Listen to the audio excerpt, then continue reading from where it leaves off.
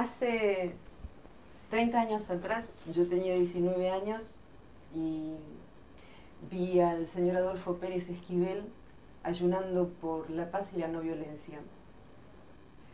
Fue la primera vez que escuché esa palabra y para mí orientó mi vida como pude. 30 años después me pregunté cómo hizo este señor para seguir incansable, para seguir vigoroso. Cómo hacen las personas que gracias a Dios me rodean, de buena voluntad, que siguen trabajando por otros. Cómo hacen para no caer en la desesperanza, como quizá le pasó al querido Favaloro.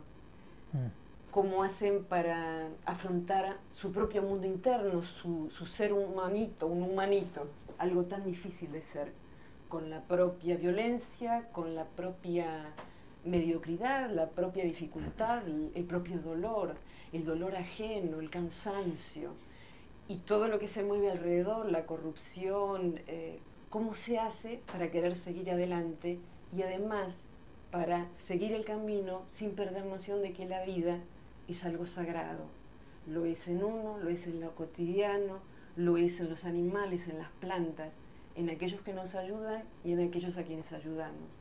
Creo que tenemos el privilegio de tener en nuestro país a alguien que durante toda su vida fue cultivando ese espíritu.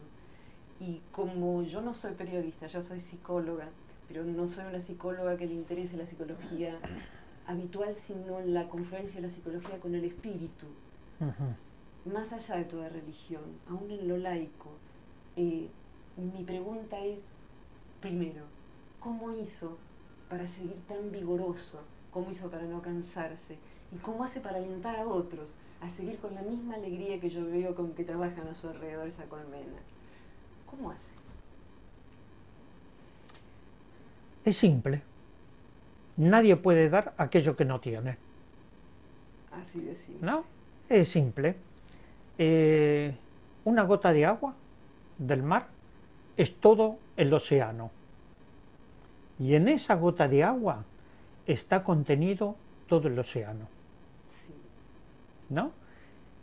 Somos parte de una sociedad. Mi trabajo no es individual, bajo ningún punto de vista.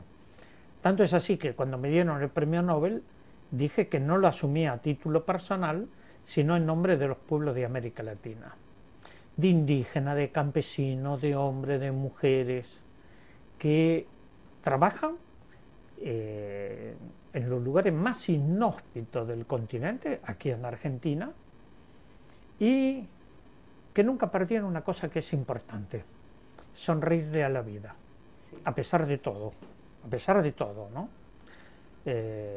Estamos aquí para ser felices, y recuerdo a un poeta francés, Rolf Follereau, un hombre que trabajó mucho en los leprosarios, un hombre con una gran espiritualidad.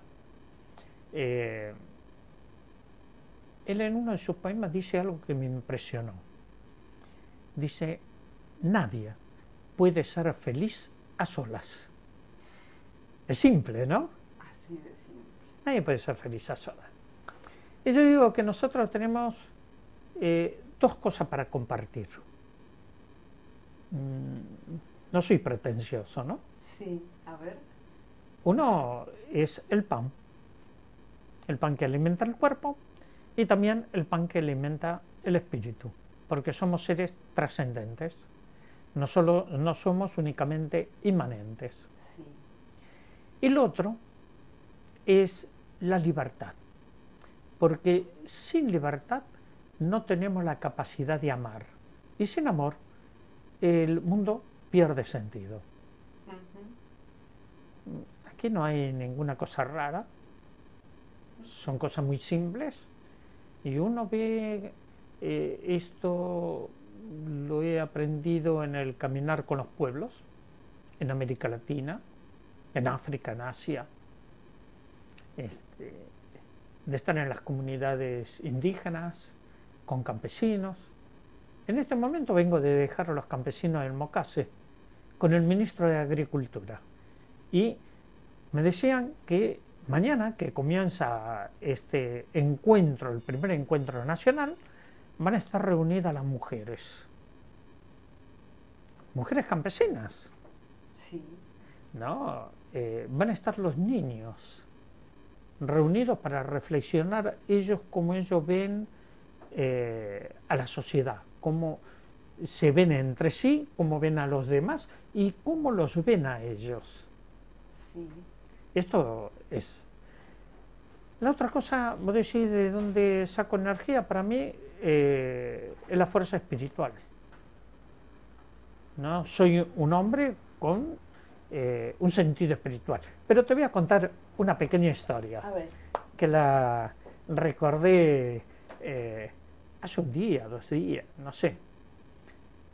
Cuando era chico, a los 10 años, vendía diarios. Entonces, cuando cobraba, y vos sos muy joven, 49. ay, sos una piba. Yo voy a cumplir 79 el mes que viene, ¿no? Pero hay mucha gente que no recuerda.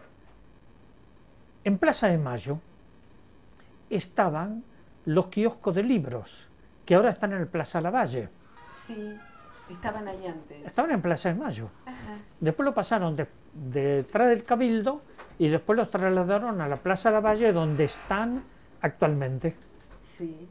Bueno, ahí pasaron muchas cosas.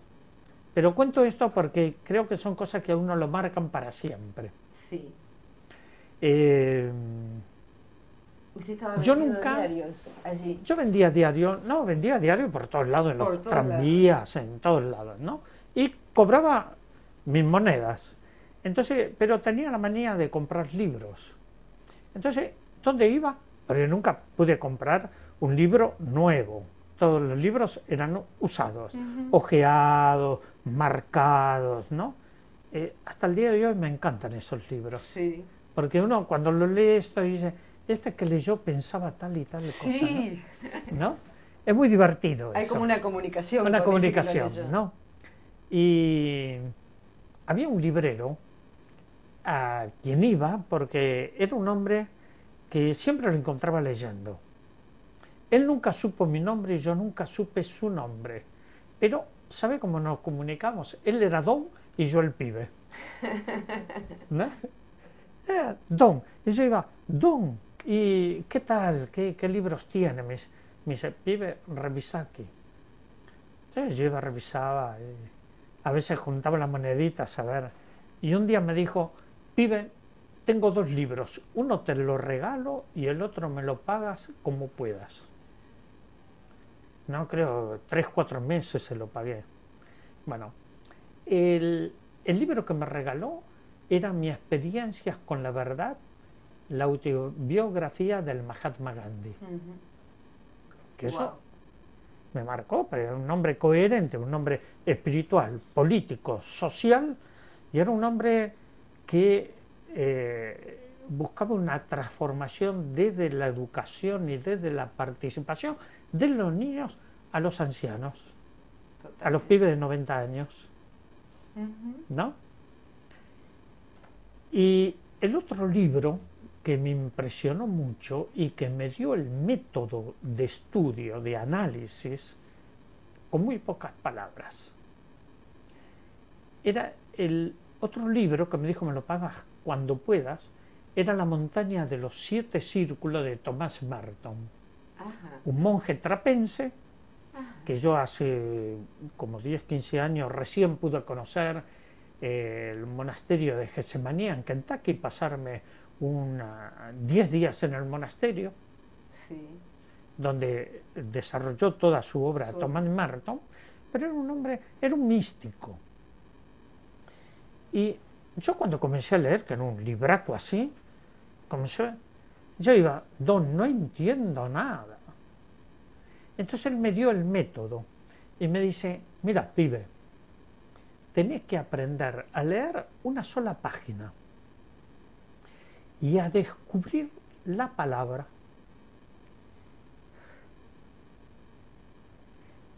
Simple el método, ¿no? Simple el método. Qué capacidad ese hombre de ver en ese nene quién había dentro de ese nene. Que es este señor que está acá que hizo todo Sí. lo que hizo. No sé si él me descubrió, pero yo lo descubrí a Don.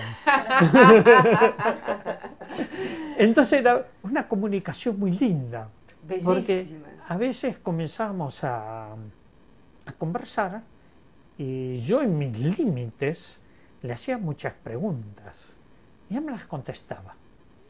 Y me decía, pibe, hay que pensar, vos estás pensando. Pero, ¿qué relación hay de este don en mi vida? Que me marcó en muchas cosas, ¿no? Absolutamente. A mi abuela. Ajá. Mi ¿Su abuela guaraní. guaraní era iletrada, que ahora le dicen analfabetos, Sí. ¿no? Yo creo que hay muchos científicos y gente que lee muchos libros y siguen siendo los analfabetos de la vida. Y mi abuela, que era una persona iletrada, era sabia, era una mística, era una persona con una gran sabiduría. Sabiduría. ¿Y sabe de lo que aprendí de mi abuela? A escuchar el silencio, ¿no? Yo le diría que hagan el ejercicio de escuchar el silencio. Porque si vos, por ejemplo, un vaso, lo cargas de agua, no podés ponerle una gota más que se rebalsa, Seguro. ¿no? Y esto pasa con nosotros, que estamos permanentemente con el vaso colmado de tanto barullo, de tantas cosas, de tanta agresión, de tanta violencia, y necesitamos vaciar el vaso para entendernos, mirarnos hacia adentro. Nosotros, si no escuchamos el silencio, no podemos escucharnos nosotros mismos. Seguro.